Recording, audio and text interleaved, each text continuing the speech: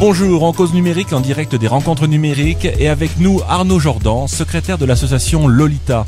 On va parler donc de Lolita, du logiciel libre. Arnaud, vous avez une actualité un peu brûlante en ce moment. Oula, c'est super chaud. On a fait Fenouasoft, c'est sorti là aujourd'hui et ça fait presque 5 ans qu'on l'espérait. Alors, Fenouasoft, c'est quoi ?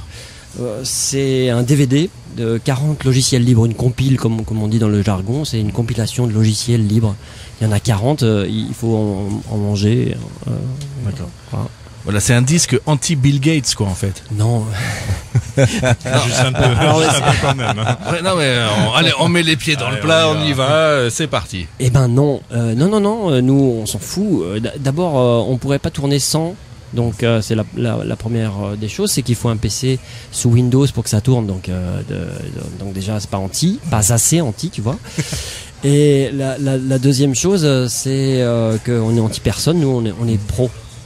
Donc on est pro logiciel libre, et le logiciel libre c'est juste du partage des logiciels qui il se trouve sont gratuits, et c'est ça qui nous intéresse. Alors pour les auditeurs, un logiciel libre, ça veut dire quoi exactement, et comment les concepteurs des logiciels libres peuvent vivre?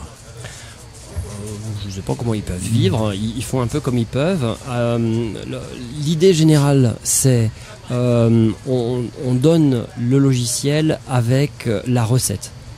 Maintenant, les concepteurs de la recette, ils ont plein de moyens pour vivre. Par exemple, ils peuvent être payés par les administrations pour faire le logiciel, et l'administration ne trouve aucun intérêt de voir faire des bénéfices sur un logiciel. Donc voilà, par exemple. Et puis c'est souvent une communauté de moyens, des gens qui sont intéressés d'une manière ou d'une autre pour faire vivre ce projet, et qui donc se mettent ensemble pour faire vivre un logiciel et l'éditer. C'est un peu le résultat d'une passion, quoi, en fait. C'est souvent des passionnés dans le logiciel libre, ou pas forcément? Mais je les connais pas tous. Non, mais en l'occurrence, ceux qui ont participé à la conception de Fenouasoft. Alors oui, c'est des gens qui avaient envie de distribuer du logiciel de qualité partout dans les vallées. Ça, en plus, ça rime, c'est pas si mal. Donc ça, c'est notre passion à nous, Lolita, l'association des logiciels libres à Tahiti. L'intérêt, c'est vraiment de distribuer partout du logiciel qui fonctionne.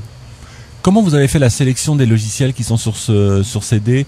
Je vois par exemple Déluge, Clémentine. C'est à cause des noms, ou... On aime beaucoup les noms, donc Celestia, des choses qui nous font rêver. Lolita.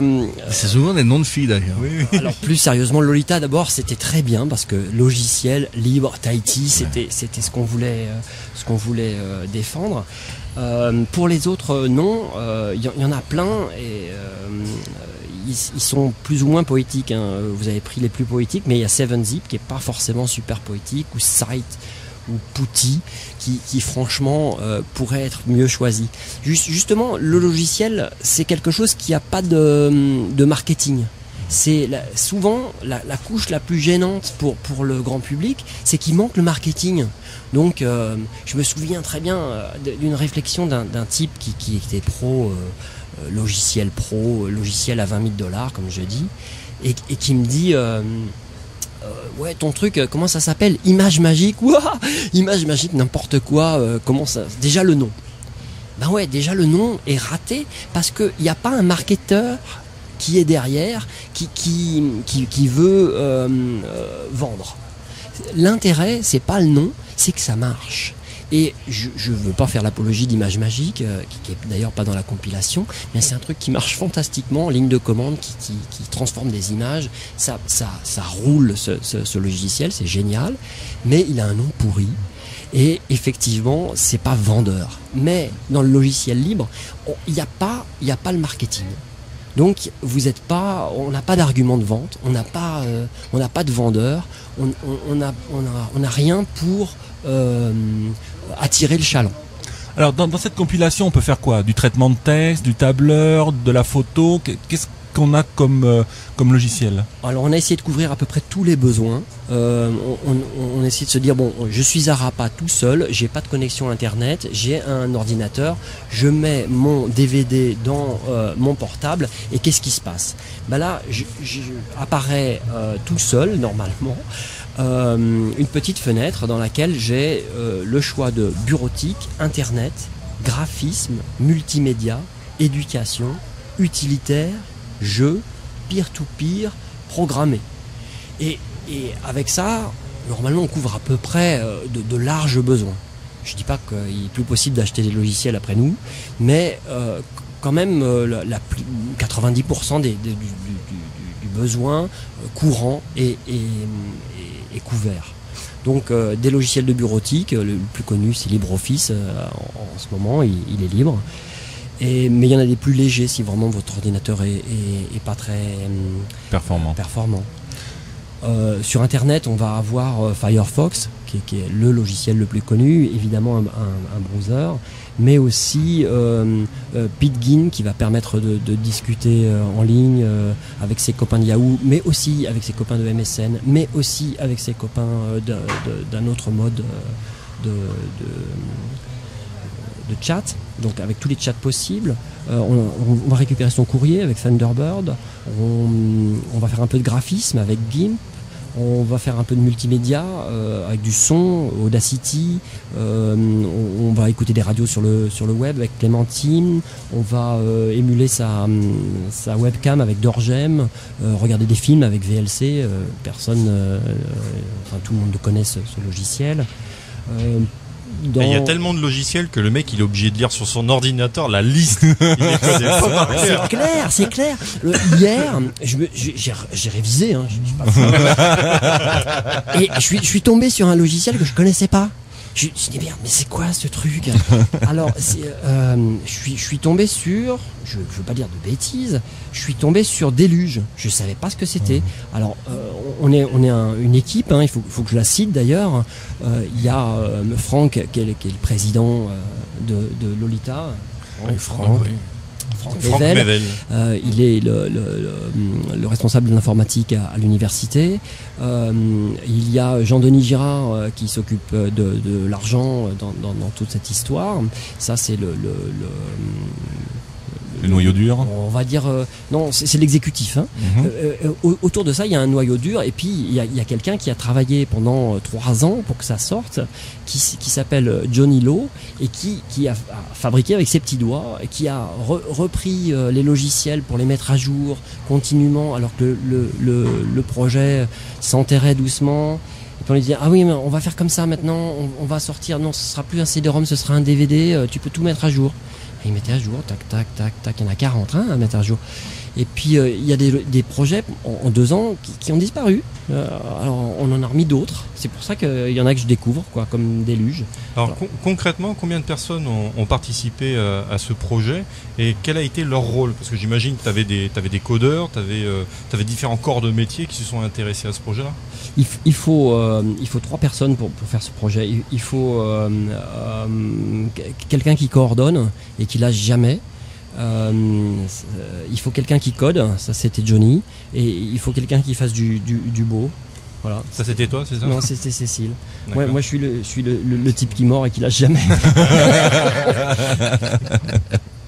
Alors tu disais tout à l'heure que c'était, il fallait donc avoir Windows pour que ça fonctionne. Windows 7, le 8, on peut faire les mises à jour tout seul ensuite une fois qu'on a enregistré le logiciel sur son ordinateur? Alors oui, si on a une connexion internet, il est de bon ton de faire les mises à jour le plus souvent possible. C'est bien de faire ces mises à jour, même les mises à jour de Windows, il faut les faire, c'est bien. Mais il faut avoir la connexion de Même Windows, il faut le faire. Non, mais la mise à jour, c'est un truc important. C'est un truc que personne n'aime faire, sauf les gens qui ont Linux. Quand on a Linux, on dit oh ouais génial, une nouvelle mise à jour, ça va être plus stable, encore mieux, plus génial. On a plutôt cette réflexion dans le logiciel libre. Justement, en parlant de ça, si tu as un ordinateur avec un OS Linux, est-ce que ça fonctionne également? Ah bah non, pas du tout. Pas du tout. Pas du tout parce que quand tu as un OS Linux, tout vient avec. t'as tous ces logiciels-là. C'est automatique. Sur Linux, tout est gratuit. Tout est gratuit, tout est déjà présent. Mais vous rigolez comme ça. Mais c'est exactement pour ça qu'on a fait cette compile. Cette compile, c'est pour dire aux pauvres gens qui ont choisi Windows, enfin, est-ce qu'ils l'ont choisi? C'est ça la question. Ouais, souvent on leur impose quand on achète l'ordinateur. Voilà, ouais, ça c'est une autre question, mais il se trouve que c'est illégal. Donc, bon, on a Windows, c'est obligé, et on n'a pas de logiciel avec. Donc, alors qu'une compilation, enfin une distribution, parce que ça s'appelle comme ça, une distribution Linux, ben, c'est un OS avec les logiciels. LibreOffice, on se demande pas s'il est dans la distribution Linux. Il y est, c'est certain. Et tous les autres aussi. Donc on peut faire de la bureautique tout de suite. Et puis si on n'a pas le logiciel dont on a besoin là sous la main, franchement, si on a une connexion internet, c'est 5 secondes, on fait apt-get install machin et machin arrive. Enfin, moi je fais apt-get install machin, mais on n'est pas obligé, hein, des fois il suffit de faire. Pour ceux qui n'auraient pas compris, apt-get machin. Non, je répète, il y en a qui n'ont pas noté, apt-get machin. Donc il suffit d'installer de la manière dont on a l'habitude de le faire, installer le logiciel dont on a besoin. Et si j'ai besoin de, je sais pas moi, Inkscape, parce que j'ai besoin de faire du graphisme vectoriel, si ma distribution ne le comprend pas, je l'installe. Je demande gentiment à ma distribution, installe-moi Inkscape s'il te plaît. Alors c'est une invocation qui peut passer par la ligne de commande si on aime ça, ou par 3 clics si on n'en est pas familier. Mais Linux, c'est ça. Et ce qu'on veut dire avec ça, c'est vraiment, voilà, ok, vous avez Windows, je vous donne quelques logiciels libres parce qu'ils existent pour Windows, mais franchement, si vous goûtez au pingouin, ce sera bien meilleur. C'est le Real Flavor, c'est le pingouin. En ce moment, c'est plutôt le cheval, mais on va peut-être essayer. C'était facile. Alors concrètement, comment on peut se procurer ce DVD et auprès de qui Tiens, attrape. Hop là, t'en as un. Alors oui, c'est à moi. Il faut que je dise qu'on a un partenaire qui s'appelle l'OPT et que c'est le seul à qui on peut dire bonjour monsieur, je voudrais en mettre 100 à Moscou, 100 en Irlande et 50 à Pise. Et il dit oui d'accord.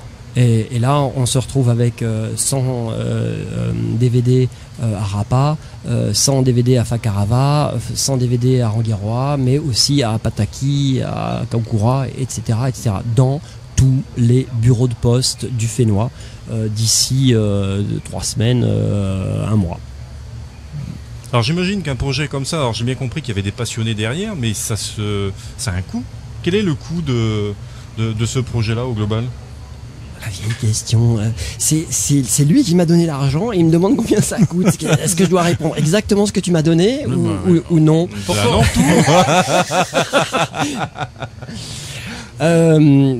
ça a coûté 1 million de francs CP. Voilà, à tout faire, à presser, à payer le graphiste pour que ce soit joli, etc. Au final, on en a 10 000 et pour 1 million.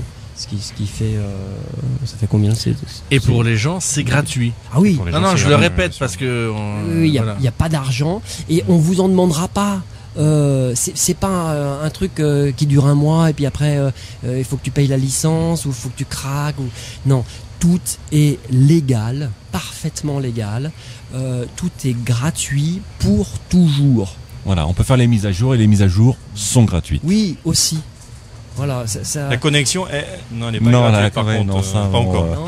C'est le prochain combat de Lolita. Ça, j'ai plus rien. Non, mais on n'a pas de combat. Nous, on a vraiment juste que des choses à apporter, des choses aussi simples que ces logiciels existent sur Internet. Nous, on vous a facilité la tâche parce que parfois, au fond des vallées ou dans le lointain, c'est difficile de reprendre un gros projet comme LibreOffice, par exemple, d'avoir une connexion suffisante pour télécharger tout ça. Donc on vous facilite simplement la tâche, mais on n'a rien fait de plus. Tout ça, c'est libre, c'est sur l'internet.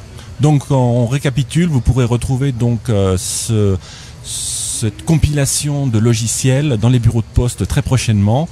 C'est gratuit, c'est Lolita qui a organisé ça. On remercie Arnaud d'être venu autour de la table. Merci et Arnaud. on vous dit à bientôt. Je vous remercie. www.fenoisoft.org, c'est là que tout est centralisé. Merci. Merci à vous.